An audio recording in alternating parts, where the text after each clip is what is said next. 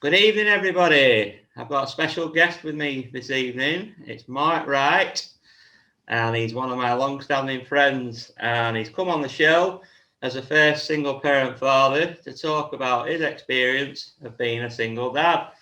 So, welcome, Mark. Thanks, Steve. Thanks for having me on. Yeah, pleasure. So, can you?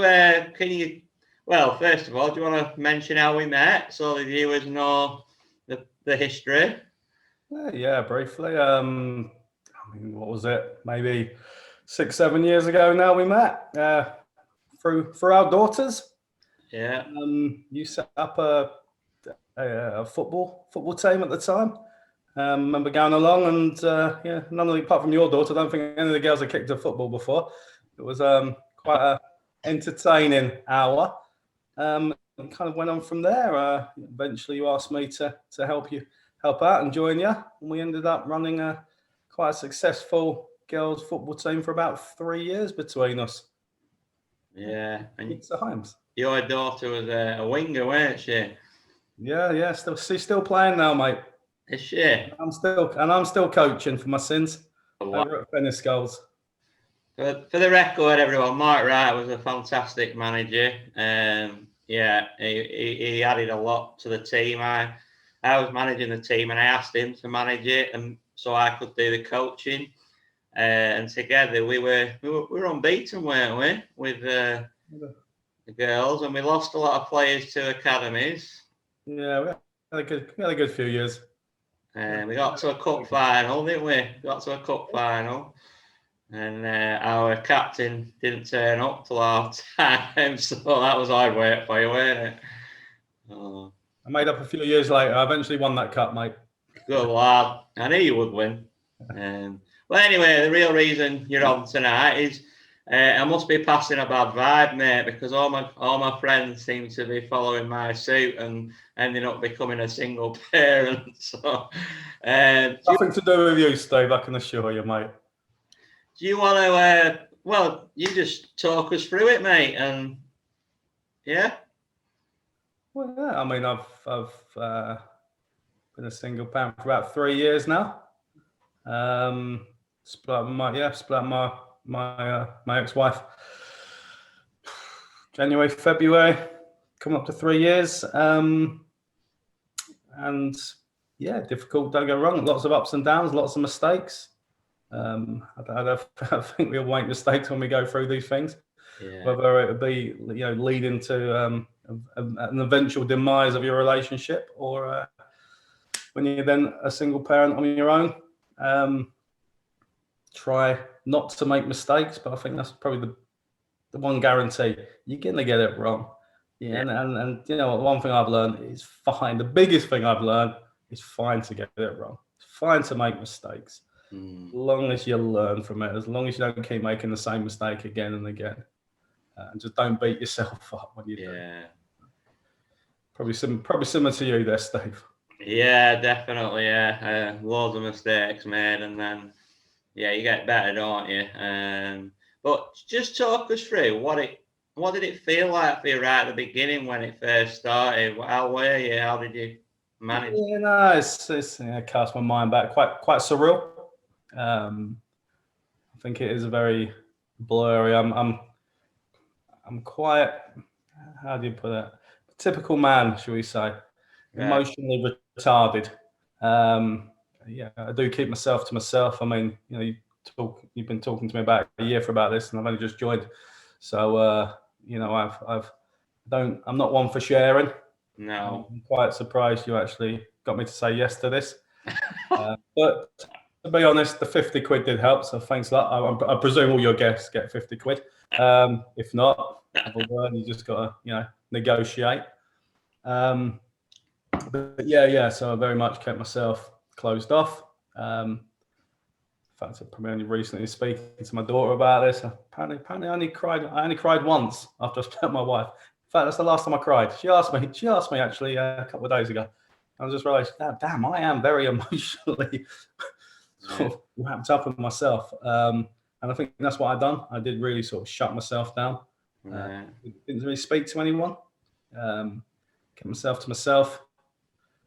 probably went out and drunk a little bit too much and then tried to enjoy myself, maybe a little bit too much, but rather than focus on the important things. But at the end of the day, I did move in with a mate of mine who's quite a few years younger. So you end up having a good time most of the time. I did that. Yeah, it does catch up with you. I'm not getting any younger. And I suppose because of that, I probably didn't see as much of my daughter as I wanted to. Eventually, you get your own place. So about 6 months down the line, I did get my own place.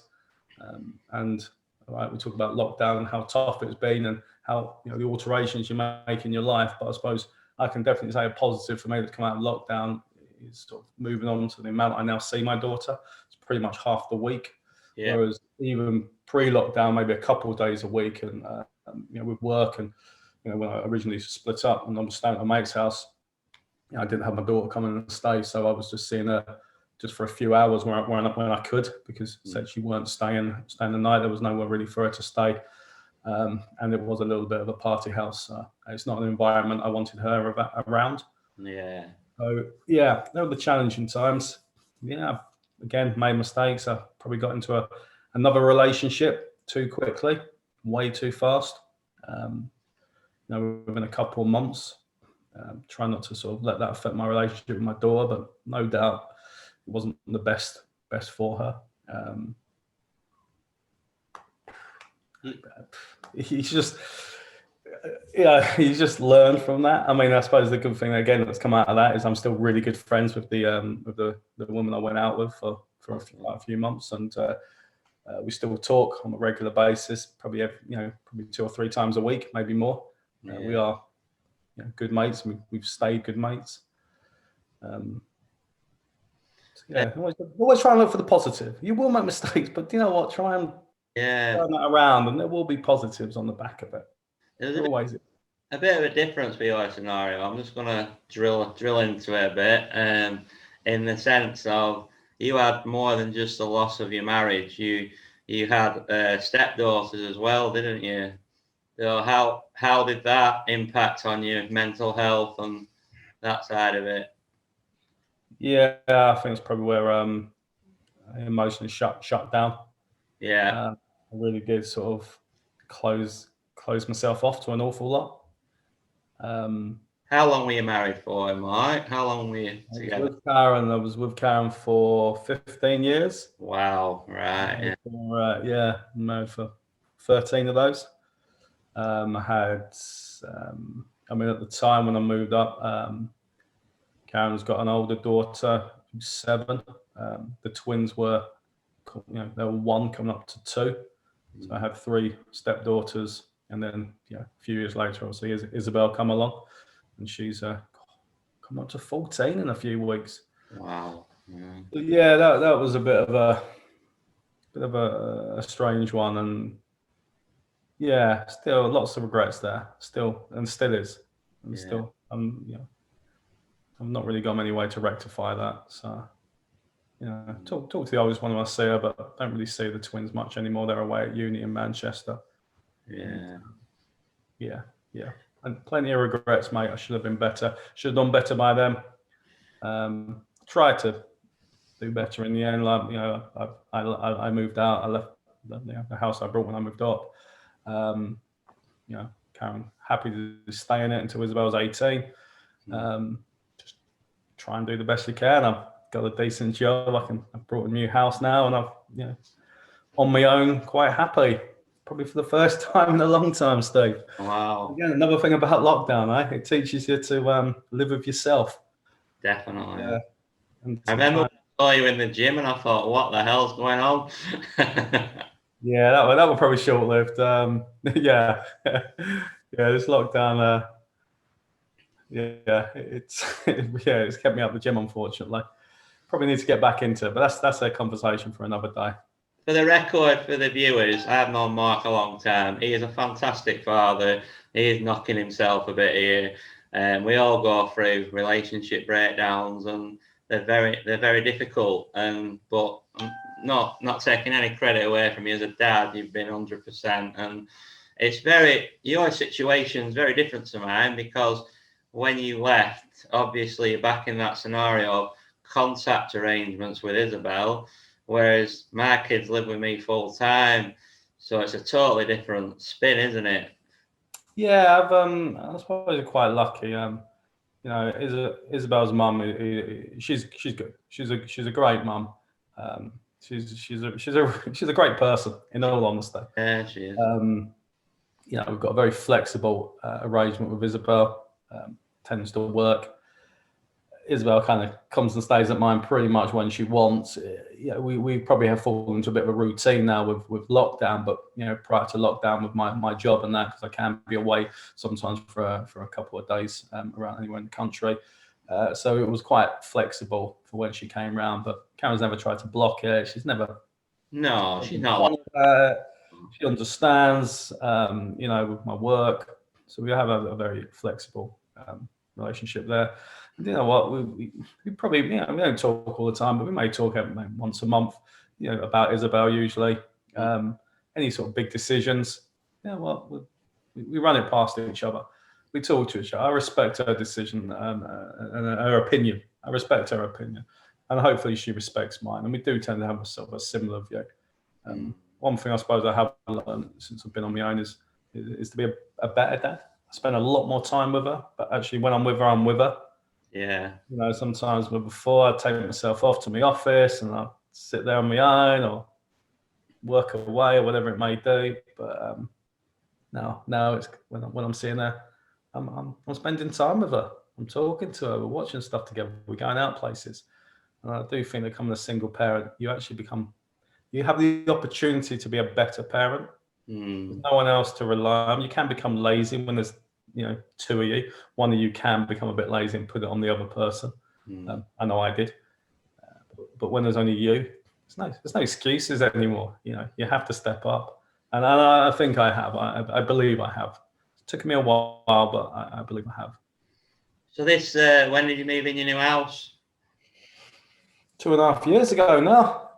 So a work in progress, a very run-down Victorian, semi-detached.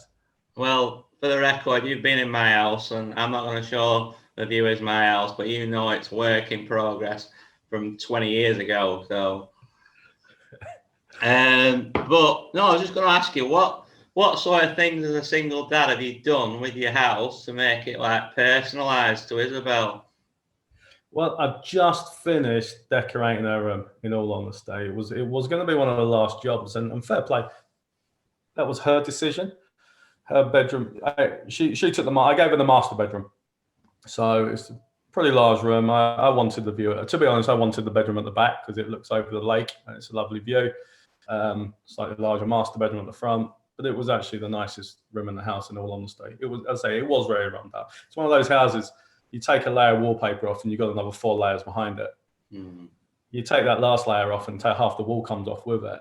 And in all honesty, between myself and my dad, we've done it all ourselves. I'm nearly there. I'm about 75% there. But I've just finished at the back end of lockdown doing her room. It's taken probably the best part of 4 months, but I've let her sort of pick it from scratch. Absolutely, just it's her room.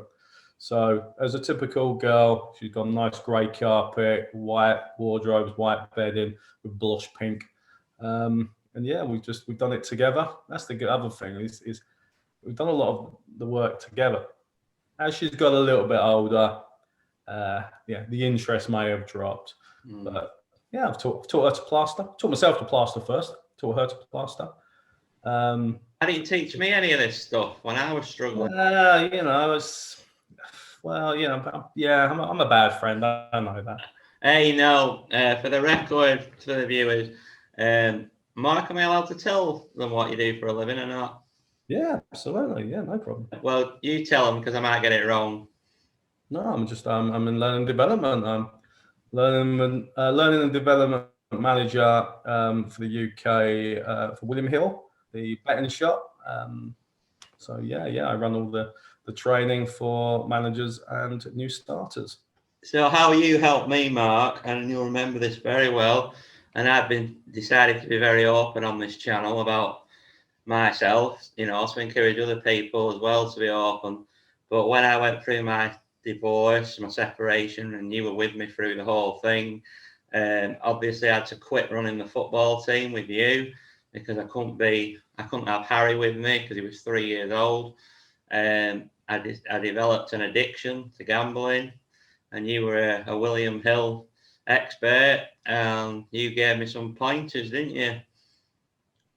Yeah. It's at the end of the day, it's you who has to stop yourself, mate. It's Exactly.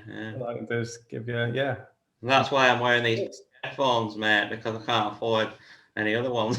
I didn't want to say anything, mate. I thought, stealing your daughter's headphones. The best thing, though, about the field you work in, if you think of alcoholics, but in your field, all what I had to do was just get blocked. Requested what do they call it now? Remind me. Yes, self-exclusion. That's it. And once I did that, 12 months off it, sorted.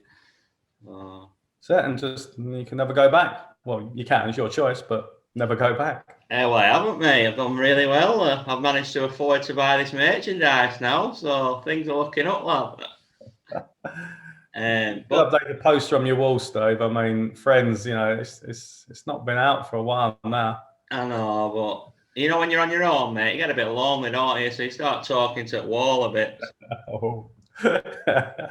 Well, no, what I'm pointing out is you were saying your imperfections, but none of us are perfect, are we? You know what I mean?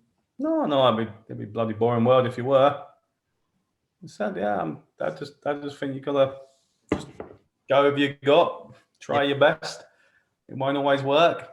You will be hot-headed at times, and you will do stupid things and say stupid things. Just own up to you, admit your mistakes, own up to it, and learn and move on. So, from your experience then of the separation and all the emotional turmoil and adapting to a new way of living, is there any tips or advice that you would give any single dads that are starting out through this separation process? Yeah, I mean, I can give you loads of tips. I don't know, you might not want to take them, but for me, I suppose one of the first things I decided to do was not live off takeaways. It's a little simple thing like that. Make sure you cook fresh, cook for your daughter or your son, or how many kids you got. Don't rely on takeaways. It's habit, isn't it? Habitual. Once you start, it's a long road, and especially when you get to middle age, most blokes will struggle to lose that belly. At the end of the day, you still got to be appealing for women if you want to have a relationship in the future. Yeah. And it's just healthier in general. So try and lead a healthier life. Try and talk to your ex. Try and get on. It's you're not doing that for you. You're doing that for your children. I've become a lot more laid back, a lot more chilled out from being on my own. I just find you can't argue with yourself. It doesn't really work. I'm not very good at arguing myself. So being laid back, it works. I argue less with my ex for obvious reasons. I find I'm a lot more chilled out with my kids. But saying that, I might be more chilled out, but she still calls me the strict one. I have a set of rules and regs. I'm ex-Royal Navy, and I think there's certain things that have stuck with me over the years. Can be quite hard and fast on rules. Not as much given me. She knows she has to make her bed every morning. That's the first rule. It's the first rule I taught her, especially once I've done the bedroom up. Okay, make your bed in the morning. I know it sounds really small and petty, but the way I see it, you do that one small task, that one small thing, and that just sets you up for the day. Yeah. If you can achieve that one little small task, you can then do something else, another task, something else, and you can keep building on that. Do you know what? Even if you have a crap day, we all have crap days. At least you get to come home and you get to climb into a nice made bed. Yeah. Just have some rules, have some regs, set boundaries. It's good to be friends, but at the end of the day, I think that's why our team was so successful, because you were very firm in a professional way, disciplined. The girls knew what they were doing, and there was no messing about. And you set that trend straight away with your own daughter, didn't you? You didn't let her play up for anything, and that was it. And everybody knew where they stood, and that's why we were unbeaten. You know. Yeah, I mean, I'm not a complete hard taskmaster, but there's just certain things that you just, Yeah. as long as you know you set out your stall, and everyone knows where they stand. You try to build some consistency. Something that was probably lacking from the first time I'd done it with my stepchildren. I've learned since to be more consistent, and I think that's a big thing when you're bringing children up, especially when you are doing it on your own. Whereabouts from down south are you? I'm from South London originally, from Croydon, and I spent sort of a little over half my life down there, and I've been up here for the best part of 18 years now. Can't lose the accent though. Did I tell you about my trip to London and how I've got a massive fine for promoting? Did you not pay your congestion charge? I had no idea, pal. £320 they want off me. You will drive that big 3-litre petrol guzzler, won't you? Oh. Couldn't believe it, mate. Thought I was doing a goodwill, and then got back, and I can't afford any of these mugs now because of that. It's changed a lot, London, since I was there. I mean, you talk about raising kids, and I appreciate you have people on your Facebook channel from all over the country. But I'd have to say it's even more challenging raising children in the city centres, and especially London. Quite blessed up in the sticks, top it north. So we've got it good up here, have we? You've got it good up here. You got a lot nicer, chilled out lifestyle. Easier to bring up kids, I would say. I'll be putting one of these to you. I'll pop round to your house and give you one of these cups. Yeah. Just put the £50 note inside it, mate. That's absolutely fine. I appreciate it. Thank you. Yeah. So, is there anything you want to add before we close up? Is there anything you wanted to talk about or share with the viewers? It's probably 101 things that I could give advice on, and it's just let nature take its course. I just think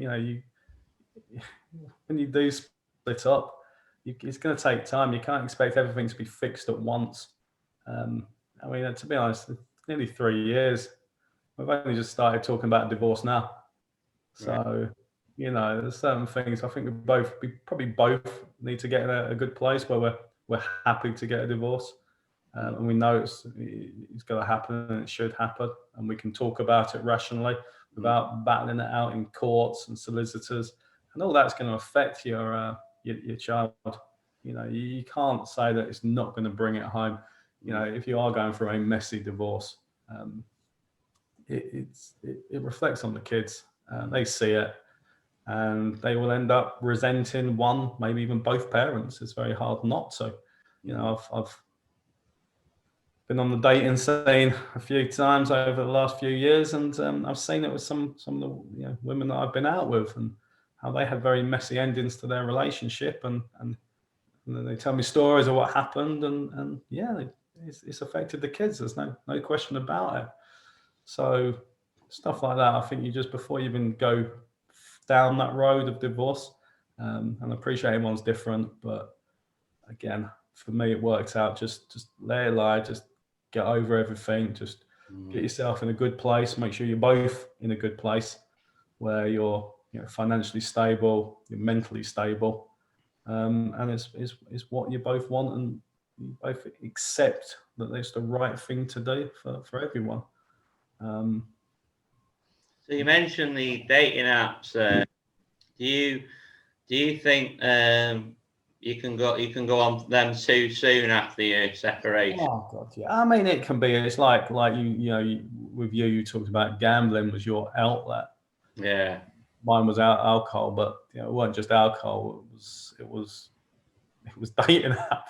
It was mixing the two of them. In all honesty, it was going out, and I might be going out 2, 3, 4 times a week, meeting different women, just sometimes just for a drink, and that literally is it. And it's quite can be quite intoxicating and flattering as well. I mean, you've been with someone for so long, and suddenly this whole world of dating apps, it's like, oh, it's new, it's fancy, it's different, and that's probably I knocked the arse out of it for a while, and now I do not want to see another one again in my life. I have just had it up to here. Meet someone, I meet someone. If I'm single for the next 10 years, I'm single for the next 10 years. That's the way I'm over that now, and I'm content. It's taken me lockdown, but I'm content in my life. I'm happy with what I got, with my lot, with my daughter, with my work, with my friends, doing my house up, still coaching football. Yeah, I lasted 2 weeks on them dating apps, and it really knocked my self-esteem, and I wouldn't do it again. But coming on to that point, that's why I set up my new group, and you've joined that, haven't you? I have. I just joined, I think, last week. We'll see what happens after lockdown and where that leads. But there's a more user-friendly way of meeting. The roller coaster, because I've had about 2 years on and off of it, and I wouldn't even like to say how many dates I've been on. So that's called, for the listeners, it's Single Friends United. So anybody single can be in that group. So basically, if Mark meets somebody, through that group, it will only be on the terms of a meet-up, like a walk where we'll all go together as a big group, or an outing for the day, maybe a football match or a meal out as a big group. And then basically those people can make relationships as friends. And that's the crux of the group, really. It's supposed to prevent people being single and stuck in on their house like I was, which is when I resorted to gambling as an outlet. And Mark's already told you his outlet. So, yeah. Yep, that's, see where it leads, Steve. Yeah. Never stop you. Hey, we need to get on that. I've never been on an England game. You said you're going to take me on one. Oh yeah, when we start, when the season starts, when football starts up again. Yeah, got to get on an England game. Yeah. But yeah, so unless there's anything else you want to add, you've really given a lot for our viewers to think about tonight. I'm really grateful for your contribution. Well, thanks for having me on, and I seem to have used up my half hour. Have we done it? Half an hour? Been on for half hour, sir. Wow. Unedited as well, lad. That's brilliant. Oh, I have to edit these things usually. It's because I didn't swear this time. Hey, if you'd have swore, I'd have still put it on. So. But yeah, well done, mate. You smashed it. So yeah. You'll probably, if you ever see me out and about, you'll probably see this mucker next to me, because he comes out with me now and again. He just basically tells me about how much he's won since I'm no longer coaching with him. So, yeah. Not the same about you, Steve. Well, thank you very much for coming on. Just for the record, James couldn't be here tonight because he's got his children. Otherwise, he would have been joining us, Mark. But he is going to be back on the show soon.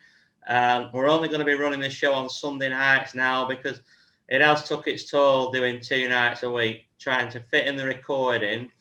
And as Mark picked up before, he pointed out about giving your daughter attention. I've actually found I've been giving my children less attention because of the channel. So, and James feels the same. So we're just going to do Sunday nights, every Sunday, 9 o'clock. So thank you very much, and thank you, Mark Wright.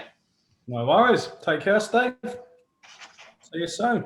See you, everybody. Bye.